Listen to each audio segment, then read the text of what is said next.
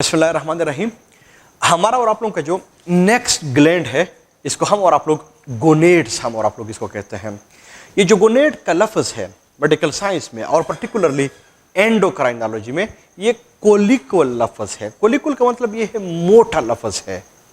मोटे लफ्ज़ से मेरा मतलब ये है कि हम मुख्तलिफ़ किस्म के अल्फाज के लिए हम इसी एक ही लफ्ज़ को इस्तेमाल कर लेते हैं। जैसे फॉर एग्ज़ाम्पल ये जो गोनेड्स होते हैं इस लफ्ज़ को हम और आप लोग मेल के अंदर भी लगाते हैं, इसी ही गोनेड के लफ्ज़ को हम और आप लोग फीमेल के अंदर भी लगाते हैं। लेकिन फिर बाकायदा तौर पे हम लिखते हैं मेल गोनेड्स और फिर लिखते हैं फीमेल गोनेड्स। लेकिन जो मेल गोनेड्स होते हैं इनको हम और आप लोग टेस्टिस कहते हैं, जो फीमेल के गोनेड्स होते हैं इनको हम और आप लोग ओवरीज कहते हैं। तो ईटा में आप लोगों ने ख़ास तौर पे एहतियात करना होगा। अगर सिर्फ गोनेड का लफ्ज़ है it means testis and ovaries both, और अगर टेस्टिस या ओवरीज का अल्फाज है फिर तो क्लियर कट आप लोगों को पता चल जाता है। लेकिन बाज़ दफ़ा वहाँ पे नाम लिख लेते हैं male gonad it means testis, female gonads it means ovaries. ये जो टेस्टिस होते हैं इनको हम और आप लोग पढ़ेंगे कि जो टेस्टिस होते हैं इनका अगर हम और आप लोग सेक्शन काट दे तो इनके अंदर हमें लोब्यूल्स नज़र आते हैं। हम पढ़ेंगे इंशाल्लाह। लोब्यूल का अगर हम और आप लोग सेक्शन काट दे तो इसके अंदर हमें दो चीज़ें नज़र आएंगी। जो पहली चीज़ हमें नज़र आती है इसको हम और आप लोग सेमेनिफेरियस ट्यूब्यूल्स हम और आप लोग इसको कहते हैं। जो दूसरी चीज़ होती है इनको हम और आप लोग इंटरस्टिशियल सेल्स हम और आप लोग इसको कहते हैं। और इंटरस्टिशियल सेल्स ये उस चैप्टर के अंदर हम और आप लोग इसको पढ़ेंगे। इसको हम लेडिन या लेडिग सेल्स भी हम और आप लोग इसको कहते हैं। ये जो सेमेनिफेरियस ट्यूब्यूल्स है इसका मेन फंक्शन क्या है कि इसके अंदर स्पर्मेटोजेनेसिस होता है। और स्पर्मेटोजेनेसिस का मतलब फॉर्मेशन ऑफ स्पर्म है, और जो स्पर्म है वो तो एक सेल है।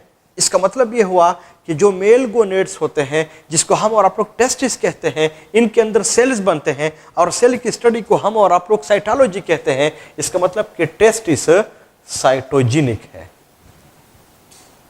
साइटोजेनिक है, साइटोलॉजी सेल्स बनाते हैं।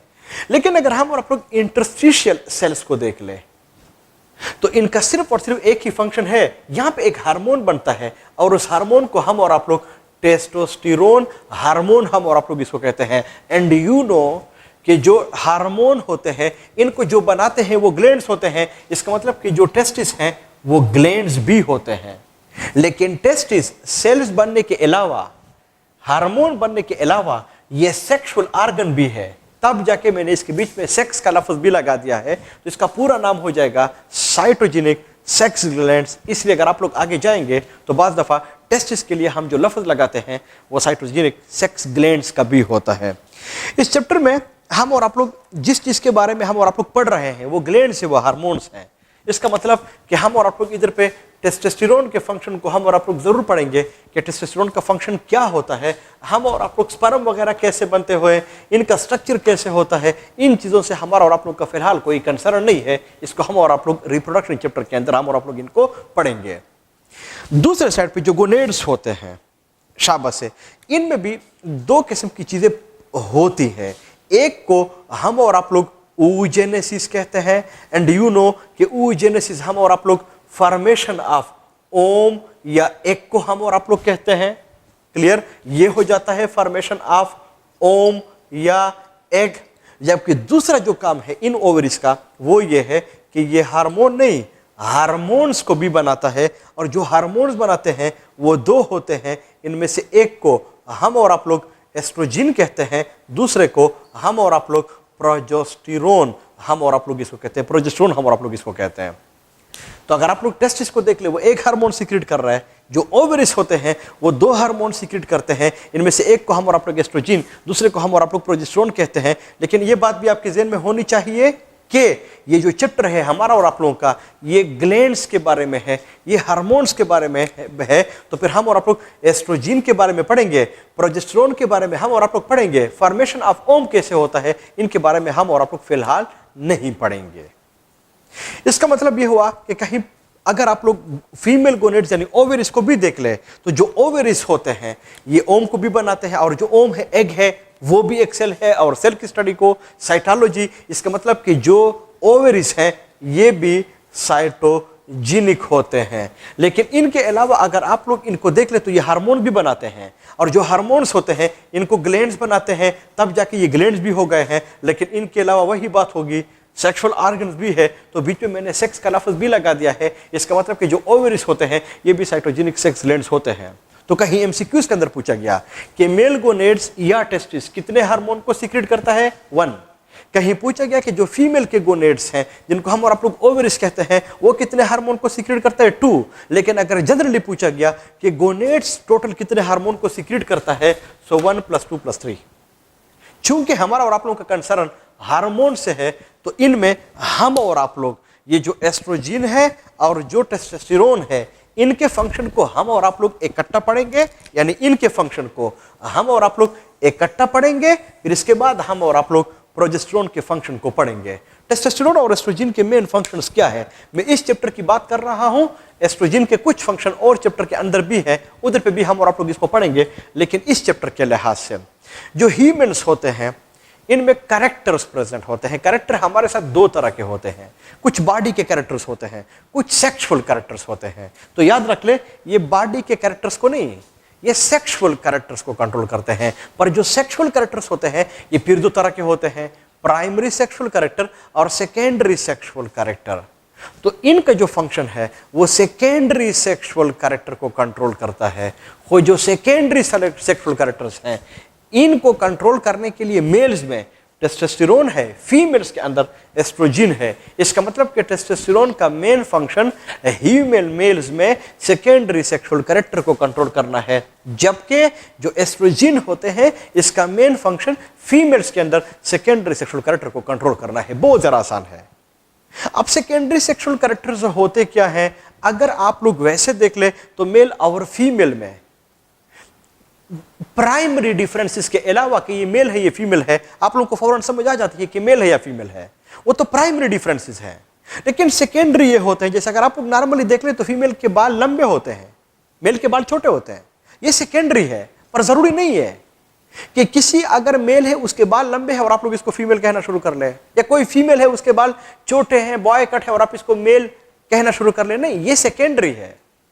इस तरह से अगर आप देख ले, मेल के बॉडी के ऊपर हेयर्स होते हैं, फीमेल के बॉडी के ऊपर हेयर्स नहीं होते, सेकेंडरी हेयर जरूरी ऐसा होता भी नहीं है। बहुत ज़्यादा मेल ऐसे होते हैं जिसके बॉडी के ऊपर हेयर्स नहीं होते। अब इसका ये मतलब नहीं हुआ कि वो फीमेल हो गई। बहुत ज़्यादा फीमेल जैसे होते हैं जिनके बॉडी के ऊपर हेयर्स होते हैं, इसका ये मतलब नहीं है कि फिर वो मेल हुआ, सेकेंडरी है। इनके अलावा अगर आप लोग देख रहे, कपड़ों के कलर में फर्क होता है, कपड़ों की ड्रेसिंग में फर्क होता है, सिलेक्शन में फर्क होता है। फीमेल आमतौर पे मेकअप के शौकीन होते हैं, मेल नहीं होते। बहुत ज़्यादा सेकेंडरी डिफरेंसेस हैं। शूज़ में देख ले और चीज़ों में देख ले, ये सारे के सारे सेकेंडरी। तो इनको कंट्रोल करने के लिए मेल में टेस्टोस्टेरोन, फीमेल के अंदर एस्ट्रोजन जो है ये रिस्पॉन्सिबल होता है। प्रोजेस्टेरोन, इसके सिर्फ और सिर्फ 2 ही फंक्शंस हैं। Number 1 milk production. कहीं आप लोग गलती ना कर ले, एक हम और आप लोगों ने इलेक्ट्रोजेनिक हार्मोन भी पढ़ा हुआ था, उसका फंक्शन भी मिल्क प्रोडक्शन था। नंबर 2 इसके बाद हम और आप लोगों ने ऑक्सीटोसिन को पढ़ा, उसका फंक्शन मिल्क इजेक्शन था। एक हम और आप लोग प्रोजेस्टेरोन पढ़ रहे हैं, इसका फंक्शन मिल्क प्रोडक्शन है। तो आप लोगों ने उधर ईटम एमसीक्यू में देखना है, अगर फंक्शन मिल्क प्रोडक्शन है तो 2 हार्मोन मैंने आप लोगों को बता दिए हैं, लेकिन अगर इजेक्शन है तो फिर ऑक्सीटोसिन होगा। जो दूसरा इसका फंक्शन है वो ये है कि हम और आप लोग पढ़ेंगे प्रेगनेंसी में कि जब जाइगोट बन जाता है तो जाइगोट यूट्रस के एंडोमेट्रियम लेयर के अंदर इम्प्लांट होता है। इस इम्प्लांटेशन के लिए हमें जो हार्मोन जरूरी होता है इसको हम और आप लोग प्रोजेस्टेरोन कहते हैं। तो प्रोजेस्टेरोन का दूसरा मेन फंक्शन इम्प्लांटेशन है। तो प्रोजेस्टेरोन के 2 फंक्शन हो गए हैं, इनमें से जो एक हुआ उसको हम और आप लोग कहते हैं मिल्क प्रोडक्शन, जो दूसरा फंक्शन हुआ वो हुआ इम्प्लांटेशन। तो ये पॉइंट्स आपके ज़हन में होने चाहिए। इस ग्लैंड के अंदर मैं बाकी चीजें हटा रहा हूं, सिर्फ और सिर्फ टेस्टोस्टेरोन को मैं छोड़ रहा हूं। टेस्टोस्टेरोन का मेन फंक्शन क्या है वो मैंने आपके साथ शेयर कर लिया है। ये मेल्स के अंदर सेकेंडरी सेक्सुअल कैरेक्टर को कंट्रोल करता है। मैंने फीमेल की बात नहीं की हुई है, इसको मैं छोड़ रहा हूं। इसके अंदर मेरा अपना एक मतलब है, मकसद है, वो आप लोगों को समझ आ जाएगा। कि मैंने इसको क्यों छोड़ दिया है। तो हमारा और आप लोगों का इसके बाद जो ग्लैंड है उसको हम और आप लोग एड्रिनल ग्लैंड हम और आप लोग इसको कहते हैं। एड्रिनल ग्लैंड हम और आप लोग इसको कहते हैं। ये जो एड्रिनल ग्लैंड्स होते हैं, अंडरस्टूड बात है, इसको हम इसलिए कहते हैं एड्रिनल, किडनी को हम कहते हैं कि ये किडनी के ऊपर प्रेजेंट होते हैं। तो अगर कहीं मैं किडनी को ऐसे बना दूं तो एक किडनी हमारे साथ ऐसे हो गई है, एक किडनी हमारे साथ ऐसे हो गई है, जबकि जो दूसरी किडनी है वो हमारे साथ कुछ ऐसे हो गई है। इसका मतलब ये हुआ कि ये किडनी के ऊपर है, तो फिर मैं लिखवा सकता हूं एबव किडनी। लेकिन जो किडनीज होते हैं ये एक्सक्रीटरी सिस्टम के पार्ट्स हैं। इसका मतलब कि इसकी जो एसोसिएशन है ना वो एक्सक्रीटरी सिस्टम के साथ है, लेकिन किडनी के ऊपर है। लेकिन अगर कहीं मैं इसको किडनी के ऊपर बना दूं तो फिर तो मैं इसको ऐसे बनाऊंगा, एक ग्लैंड ये हुआ और जो दूसरा ग्लैंड है वो फिर इस फॉर्म में ऐसे प्रेजेंट होता है। तो अगर आप लोग इसको देख लिए बिल्कुल ऐसे होता है जिस तरह के हम और आप लोग सर के ऊपर टोपी रख लेते हैं, या आप लोग कहीं छतरी इसको ऐसे रख ले। तो इसलिए हम इसको लिखते भी हैं कि ये केप ऑफ द किडनी होता है, केप ऑफ किडनी, यानी ये किडनी के ऊपर बिल्कुल केप की तरह होता है। लेकिन अगर इनमें से एक किडनी को मैं हटाऊं, जैसे फॉर एग्जांपल इस वाले को मैंने हटा दिया है, अगर कहीं मैं इसको हटाऊं फॉर एग्जांपल, तो अगर आप लोग इसके शेप को देख लिए बिल्कुल ऐसे बन जाता है जिस तरह के अम्ब्रेला। तब जाके बुक्स लिखते हैं कि ये अम्ब्रेला शेप होता है, ये अम्ब्रेला शेप्ड होता है, अम्ब्रेला की तरह इसकी लुक होती है। लेकिन कहीं अगर मैं इस ग्लैंड की इस तरह से इसकी लेंथ देख लूं तो वो तकरीबन 5 सेंटीमीटर होता है। लेकिन अगर आप लोग इसकी थिकनेस देख ले, मोटाई देख ले, तो फिर ये 1 सेंटीमीटर होता है। अगर इस एड्रिनल ग्लैंड को मैं ऐसे नहीं, इसको मैं थोड़ा स्ट्रेट कर लूं और कहीं मैं इसको मैग्नीफाई कर लूं, तो अगर आप लोग इसके शेप को भी देख ले, ये भी बिल्कुल किडनी की तरह बन जाता है। तब जाके कुछ बुक्स लिखते भी ऐसे ही हैं कि ये किडनी के ऊपर होता है और किडनी शेप भी होते हैं। और लेकिन जो किडनी था उसका जो शेप था हम और आप लोगों ने पढ़ा हुआ था वो बीन शेप्ड होते हैं। तब जाके आप लोग लिख सकते हैं कि ये बीन शेप्ड होते हैं। लेकिन अगर आप लोग इस एड्रिनल ग्लैंड के ट्रांसफर सेक्शन काट दे, ऐसा आप इसको काटे, तो इसके अंदर आप लोगों को फिर 2 लेयर नजर आएंगे। इनमें से जो एक होता है वो कार्टेक्स होता है, जबकि जो दूसरा होता है इनको हम और आप लोग मेडुला हम और आप लोग इसको कहते हैं। इफ यू रिमेंबर, हम और आप लोगों ने किडनी के अंदर ये बात पढ़ी हुई थी कि वहां पे भी कार्टेक्स होता है, वहां पे भी मेडुला होता है, लेकिन इनके अलावा पेल्विस, बीटा पेल्विस, केविटी थी। तो मैंने आप लोगों को ये बात उधर शेयर की हुई थी कि किडनी में कितने लेयर्स होंगे, 2, केविटी कितनी है, 1। लेकिन अगर आप लोग यहाँ पे भी देख ले, कार्टेक्स भी है, मेडुला भी है, लेकिन इसमें वो केविटी नहीं होती, वो पेल्विस वगैरह नहीं होता, 2 लेयर्स होते हैं। ये जो कार्टेक्स था किडनी में वो 3 था, यहां पे जो कार्टेक्स होता है वो थिक होता है। वहां किडनी में जो मेडुला था वो 3 था, थिक था। यहां पे जो मेडुला होता है ये फिर 3 होता है। वहां पे जो कार्टेक्स था वो डार्क इन कलर था, यहां पे जो कार्टेक्स होता है वो लाइट होता है। वहां पे जो मेडुला था वो लाइट था, यहां पे जो मेडुला होगा वो डार्क होगा। ये 2 बेसिक डिफरेंसेस है किडनी और एड्रिनल ग्लैंड के अंदर, जो कि आप लोगों को पता होना चाहिए। मैं आप लोगों को बार बार आप लोगों को बता रहा हूं कि अगर किसी चीज का साइज बढ़ेगा तो ज्यादा हार्मोन भी सीक्रेट करेगा। तो एड्रिनल कार्टेक्स कितने हार्मोन सीक्रेट करता है? 50। एड्रिनल मेडुला कितने हार्मोन सीक्रेट करता है? 2, क्योंकि इसका साइज छोटा है। तो अगर आप लोग इन दोनों को प्लस कर ले तो 52। इसका मतलब ये हुआ कि एड्रिनल ग्लैंड टोटल कितने हार्मोन सीक्रेट करता है? 52। हर एक ग्लैंड के बारे में बता रहा हूं। पिट्यूटरी ग्लैंड कितने सीक्रेट कर रहा है, थायराइड ग्लैंड कितने सीक्रेट कर रहा है, पैराथायराइड ग्लैंड कितने सीक्रेट कर रहा है, गोनेट्स कितने सीक्रेट कर रहा है, आप लोगों के साथ शेयर कर रहा हूं। तो ये 52 है। इसका मतलब ये हुआ कि सबसे ज्यादा हार्मोन जो सीक्रेट करता है, कहीं पूछा गया तो वो एड्रिनल ग्लैंड है। सबसे कम वो पैराथायराइड ग्लैंड है। Master gland pituitary gland, longest gland thyroid gland. हर एक ग्लैंड के बारे में खूबसूरत बात भी है जो कि आप लोगों को पता होना चाहिए। ये जो 50 हार्मोन्स होते हैं, हर एक को अगर हम और आप लोग डिस्कस करेंगे मसला होता है। लेकिन इन सबको कलेक्टिवली बुक ने कार्टिकाइड्स या स्टीरॉइड का नाम भी लिखा हुआ है, लेकिन आसानी के लिए इन्होंने इनको 3 ग्रुप में क्लासिफाई किए हुए हैं। इनमें से एक को हम और आप लोग कहते हैं ग्लूकोकार्टिकाइड्स, जो दूसरा होता है मिनरल कार्टिकाइड्स, जो तीसरा होता है इनको हम और आप लोग कहते हैं एंड्रोजिन्स। ग्लूकोकार्टिकाइड्स क्या होते हैं? ये बॉडी में ग्लूकोज वगैरह की मेटाबॉलिज्म को रेगुलेट करता है। इसमें कितने हार्मोन्स होंगे इस 50 में से? बहुत ज्यादा है। लेकिन इनमें से एक एग्जांपल आपके कोर्स में है और वो है कॉर्टिसोल। तो कॉर्टिसोल क्या है? ये ग्लूकोकार्टिकाइड है। इसका फंक्शन क्या है? बॉडी के अंदर ये जो ग्लूकोज वगैरह होते हैं इनकी मेटाबॉलिज्म को रेगुलेट करता है, क्योंकि हार्मोन है। मिनरल कार्टिकाइड, ये मिनरल्स को रेगुलेट करता है। इस 50 में से कितने हैं? बहुत ज्यादा होते हैं, पूरा ग्रुप है। लेकिन इनमें से एक एग्जांपल आपके कोर्स में है और वो है एल्डोस्टेरोन। और एल्डोस्टेरोन क्या है? ये मिनरल कार्टिकाइड है। इसका फंक्शन क्या है? ये बॉडी के अंदर मिनरल्स को, सोडियम, पोटाशियम, साल्ट, इनके लेवल को रेगुलेट करता है। एंड्रोजीन्स क्या होते हैं ये अभी आप लोगों को समझाऊंगा, लेकिन इसके ऊपर एमसीक्यूज क्या आते हैं, जो डिस्कशन कर रहा हूं ये बात आपकी ज़हन में होनी चाहिए। एमसीक्यूज कैसे आते हैं? एल्डोस्टेरोन कौन सा ग्लैंड सीक्रेट करता है? अंडरस्टूड बात है, एड्रिनल ग्लैंड। एल्डोस्टेरोन को कौन एड्रिनल कॉर्टेक्स है? मेडुला, अंडरस्टूड बात है, कॉर्टेक्स। एल्डोस्टेरोन किस ग्रुप से बिलोंग करते हैं? यूनोमिनरल कार्टिकाइड्स। इस तरह के क्वेश्चन इसके ऊपर आते हैं। एंड्रोजीन्स क्या होते हैं? इस 50 में से कुछ एंड्रोजीन्स भी होते हैं।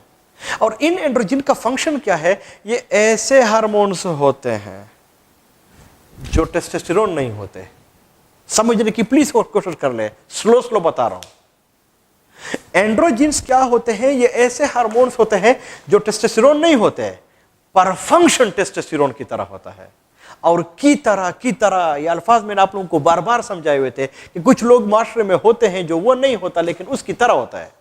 इसका मतलब यह हुआ कि जो एंड्रोजीन है इसका फंक्शन टेस्टोस्टेरोन की तरह है। टेस्टोस्टेरोन का फंक्शन सेकेंडरी सेक्सुअल कैरेक्टर लेकिन मेल्स वाले डेवलप करने हैं। इसका मतलब कि एंड्रोजीन का फंक्शन भी टेस्टोस्टेरोन, मेल ने सेकेंडरी सेक्सुअल कैरेक्टर मेल के डेवलप करता है।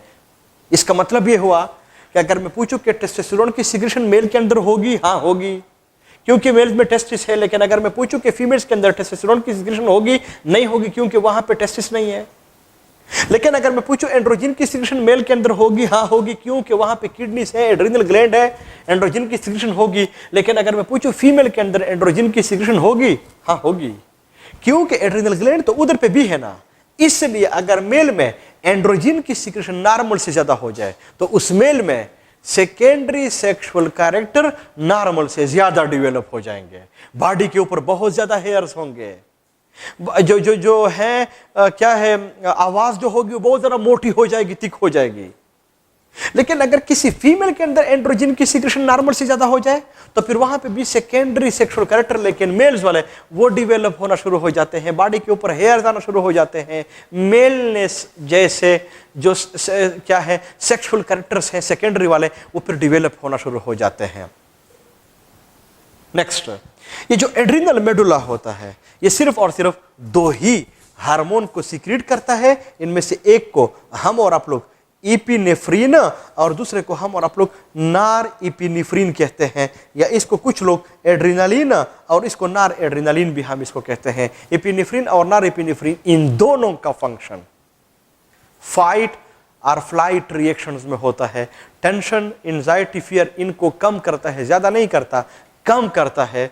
इसलिए जिन लोगों में एपिनेफ्रिन या नॉरएपिनेफ्रिन की सिक्रेशन नॉर्मल से ज़्यादा हो तो उन लोगों में आमतौर पे ये फियर, टेंशन वगैरह जो होते हैं ये भी कम होते हैं। इसका मतलब ये हुआ कि ये दोनों के दोनों हार्मोन, अगर आपके ज़हन में ये बात आती है कि एपिनेफ्रिन और नॉरएपिनेफ्रिन आपस में अपोजिट होते हैं, एक कम करते हैं दूसरा ज़्यादा करता है, नहीं, ये दोनों के दोनों कम करते हैं। इसकी पूरी एक फिजियोलॉजी है, ईटा में ये ज़रूरी नहीं होता, लेकिन आप लोगों को ये पता होना चाहिए। तब जाके उसने ये बात भी लिखी हुई है कि ये फियर, टेंशन, एंजाइटी यानी फाइट और फ्लाइट रिएक्शन के अंदर ये रिलीज होते हैं।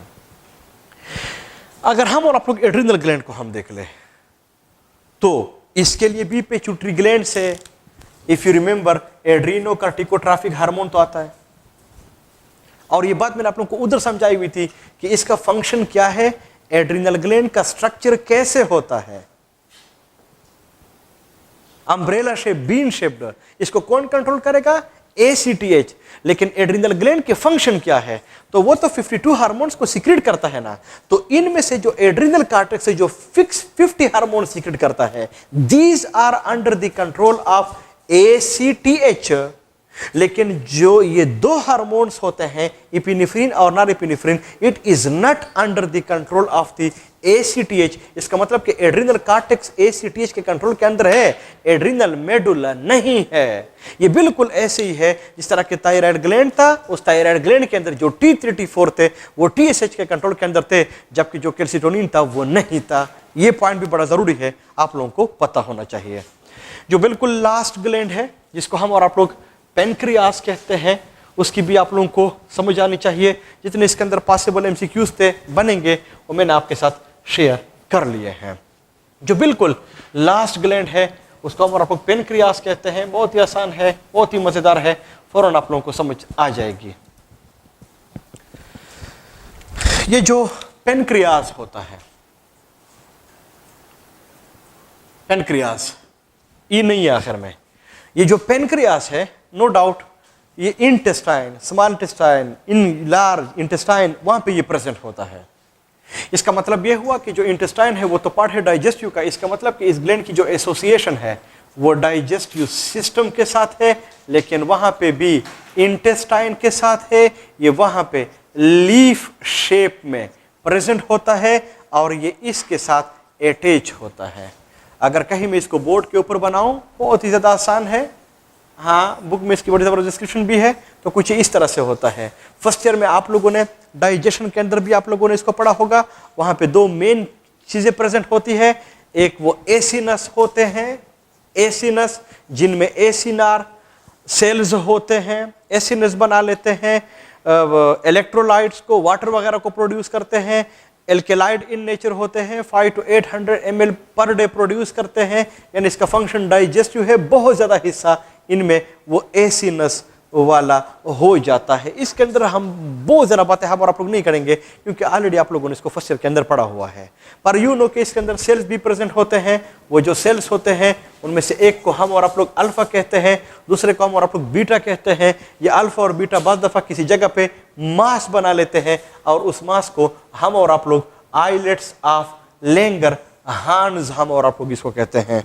ये जो अल्फा सेल्स होते हैं ये सिक्रीटरी इन नेचर होते हैं। इस चीज़ को ये सिक्रीट करते हैं उसको हम और आप लोग ग्लूकागान कहते हैं। जो बीटा सेल्स है जिस चीज़ को सिक्रीट करते हैं इसको हम और आप लोग इंसुलिन कहते हैं। यू नो कि ह्यूमन बींग्स के बॉडी की ब्लड के अंदर शुगर का एक नॉर्मल लेवल मौजूद होता है। अगर कहीं नॉर्मल लेवल से शुगर का लेवल ज़्यादा होना शुरू हो जाए तो फिर हम और आप लोग इसको हाइपर और क्या है ग्लूकोज है ग्लाइको हाइपर ग्लाइसीमिया हम और आप लोग इसको कहेंगे, यानी increase level of glucose in blood हो जाता है। अगर हुआ तो यू नो कि फिर बंदा जो होता है इनके ब्लड के अंदर अगर शुगर का लेवल बढ़ जाए तो फिर हम और आप लोग इसको डियाबिटिक मिलाइटस हम और आप लोग इसको कहते हैं। शुगर जिसको हम और आप लोग कहते हैं ये फिर मुख्तलिफ किस्म के कॉम्प्लिकेशंस को प्रोड्यूस कर लेता है, राइट, जिनकी ज़रूरत नहीं है कि हम और आप लोग इसको डिस्कस भी कर सके। तो अगर कहीं ऐसा हो जाए तो शुगर का लेवल जो ही नॉर्मल से मामूली भी बढ़ जाए, यही शुगर का मॉलिक्यूल पेनक्रियास में आइलेट्स ऑफ लैंगरहान, वहाँ पे ये बीटा सेल और बीटा सेल फौरन इंसुलिन को सिक्रीट कर लेता है। इंसुलिन ब्लड को आ जाता है और ब्लड के अंदर इसका काम क्या होता है कि ये ग्लूकोज के लेवल को कम करेगा। अगर कम करेगा तो फिर हम और आप लोग इसको हाइपो और ग्लाइसीमिक एजेंट हम और आप लोग इसको कहेंगे। ये अल्फाज हम और आप लोगों ने उधर पे ये कैल्सिटोनिन और पैराथर्मोन के अंदर भी हम और आप लोगों ने ये अल्फाज इस्तेमाल किए हुए थे। तो फिर इसके लेवल को कम करेगा। तो कैसे कम करेगा? ये शुगर को यूरिन के साथ बहुत ज़्यादा निकालेगा। यूरिन के साथ ज़रा शुगर निकलेगा तो बॉडी के अंदर शुगर का लेवल कम हो जाएगा। फिसिस के साथ निकालेगा, मसल्स को मजबूर करेगा कि आप इस ग्लूकोज से ग्लाइकोजन को बना दे, लेकिन उन सब मैकेनिज्म को ऑन करेगा जिससे शुगर का लेवल कम हो जाए। अगर नहीं हुआ तो फिर ये मुख्तलिफ किस्म के कॉम्प्लिकेशन यानी जो डिजीज़ काज करेगा, अंडरस्टूड बात है, वो क्या होगा? वो फिर डायबिटिक ये मिलाइटस वगैरह ही होंगे। बाद दफ़ा ह्यूमन बींग्स के बॉडी में शुगर का लेवल कम होना शुरू हो जाता है। पर आप लोगों को बता दूं कि अगर शुगर का लेवल कम होना शुरू हो जाए तो फिर हम और आप लोग इसको हाइपो और फिर ग्लाइसीमिया हम और आप लोग इसको कहेंगे। और शुगर जो होता है, ग्लूकोज जो होता है, इसको और सेल्स भी इस्तेमाल करते हैं, लेकिन जो बहुत ज़्यादा इसको इस्तेमाल करता है उसको हम और आप लोग न्यूरॉन कहते हैं। तो जो न्यूरॉन होते हैं वो फिर काम करना छोड़ना शुरू कर लेते हैं। और अगर ग्लूकोज का लेवल कम हो जाए, नर्वस सिस्टम रिस्पॉन्स करना कम शुरू कर ले, तो फिर बंदा अनकॉन्शियस हो जाता है। इसलिए फिर आमतौर पर आप लोगों ने हॉस्पिटल में भी देखा होगा कि फिर इसको आमतौर पे ग्लूकोज का जो इन्फ्यूजन होता है, ड्रिप होता है, ये फिर इनको लगा लेते हैं। अगर कहीं इसका लेवल बहुत ज़्यादा ड्रॉप हो जाए, तो फिर जो ग्लूकोज का लेवल होता है अगर बहुत ज़्यादा ड्रॉप हो जाए, तो नर्वस सिस्टम फिर काम ही नहीं करता, तो फिर ये डेथ को काज कर लेते हैं। इसका मतलब कि जो हाइपोग्लाइसीमिया है ये बहुत ही ज़्यादा खतरनाक है, ये बहुत ही ज़्यादा लीथल होता है। मेरी बात आपके ज़हन में होनी चाहिए। नेक्स्ट, अगर कहीं ये लेवल कम होना शुरू हो जाए, तो फिर यही ग्लूकोज का मॉलिक्यूल जो होता है ये फिर जाएगा किधर, पेनक्रियास को, फिर जाएगा किधर, आइलेट्स ऑफ लैंगरहांस को, फिर किधर जाएगा, अल्फा सेल्स को। वो किस चीज को सीक्रेट करेगा, ग्लूकागान को, फिर किधर आएगा, ब्लड को, और ब्लड के अंदर इस ग्लूकोज के लेवल को बढ़ाएगा। तो फिर इसको हम फिर कहेंगे कि ये हाइपर ग्लाइसीमिक एजेंट है, कि ये ग्लूकोज के लेवल को हाई करेगा। तो अगर आप लोग इंसुलिन और ग्लूकागान को देख ले, ये फिर आपस में फंक्शन एक है पर अपोजिट है, तो फिर ये फिर आपस में एंटागोनिस्टिक जो है ये मसल्स हो गए हैं। तो फिर ये शुगर के लेवल को कैसे बढ़ाता है, वही बातें होंगी कि यूरिन के अंदर ग्लूकोज के लेवल को कम कर लेगा, फीसिस के अंदर इसको कम कर लेगा। इनके अलावा जो शुगर होगा उसको मसल के सेल से ग्लाइकोजन की ग्लाइकोजिनोलाइसिस होगी, ये सारा कुछ होगा, तब जाके वो शुगर का जो लेवल है ना ये फिर बढ़ जाएगा। इसी तरह से ये जो पेनक्रियाज होता है ये फिर इस तरह से शुगर के लेवल को कंट्रोल कर लेता है। लेकिन जो पेनक्रियास होता है ये ह्यूमन बीइंग के बॉडी में होता एक है, अगर एक है वही बात होगी, अनपेयर्ड होगा, इसमें किसी किस्म के लोब्स नहीं होते। लेकिन ह्यूमन बीइंग्स के बॉडी में जो सबसे लॉन्गेस्ट ग्लैंड है, यानी लेंथ के लिहाज से जो सबसे बड़ा होता है वो पेनक्रियाज ही होता है। इसलिए हर एक ग्लैंड के बारे में अगर आप लोग थोड़ा सोचे तो लॉन्गेस्ट कौन सा ग्लैंड होता है, लार्जेस्ट कौन सा ग्लैंड होता है, मास्टर ग्लैंड कौन सा होता है, स्मॉलेस्ट ग्लैंड कौन सा होता है, इन चीज़ों की आप लोगों को समझ आनी चाहिए। एक छोटा सा टॉपिक है, इसके अंदर एक 2 मिनट में शॉर्टकट में ट्रिक्स आप लोगों को मैं समझा देता हूं, और वही चैप्टर और वही टॉपिक होम्योस्टेसिस के अंदर भी है, वो है फीडबैक मैकेनिज्म। और जो फीडबैक मैकेनिज्म होता है इसका मतलब क्या होता है, शाबाश है। अगर आप लोग यहाँ पे देख ले कि जो बीटा सेल्स है फॉर एग्जांपल, वो शुगर के लेवल को कंट्रोल कर रहे हैं, लेकिन कैसे कि जब हाइपर हो जाए तो इसको हाइपो पे ले आता है। तो जो ही शुगर का लेवल बढ़ना शुरू हो जाता है वही शुगर का मॉलिक्यूल चला जाता है इंसुलिन को। तो जितना इंसुलिन ज्यादा आएगा, इंसुलिन का लेवल बढ़ेगा, शुगर का जो लेवल है ना वो कम होना शुरू हो जाएगा। तो याद रख ले, अगर फीडबैक मैकेनिज्म में उधर एमसीक्यू में आप लोगों ने देखना है, अगर एक बढ़ रहा है दूसरा कम हो रहा है, यानी सिस्टम जो है उसको ब्रेक लग रहा है, यानी वो जो हार्मोन्स है वो अपोजिट इन डायरेक्शन है, तो फिर हम इसको कहते हैं कि ये नेगेटिव फीडबैक मैकेनिज्म है, यानी एक बढ़ रहा है दूसरा कम हो रहा है। लेकिन अगर आप लोग यहां पे देख ले, अगर किसी इंडिविजुअल में ग्लूकागान बढ़ेगा तो ग्लूकोज का लेवल बढ़ेगा, ग्लूकागान बढ़ेगा, ग्लूकोज का लेवल बढ़ेगा, एक बढ़ रहा है दूसरा भी बढ़ रहा है। अगर दोनों की डायरेक्शन सेम है, एक सिस्टम एक्सेलरेट हो रहा है, तो फिर हम आमतौर पर इसको कहते हैं कि पॉजिटिव फीडबैक मैकेनिज्म। तो ईटा में आप लोगों ने एक एहतियात करना है, आसान सा ट्रिक आप लोगों को बता रहा हूं कि हार्मोन्स को देख ले, दोनों का डायरेक्शन सेम, ज्यादा हो रहे हैं या कम हो रहा है, हो दोनों के दोनों, तो पॉजिटिव। लेकिन अगर एक कम हो रहा है दूसरा ज्यादा हो रहा है, तो फिर हम और आप लोग इसको नेगेटिव फीडबैक मैकेनिज्म हम इसको कहते हैं। This is all about the chemical coordination. Thank you very much.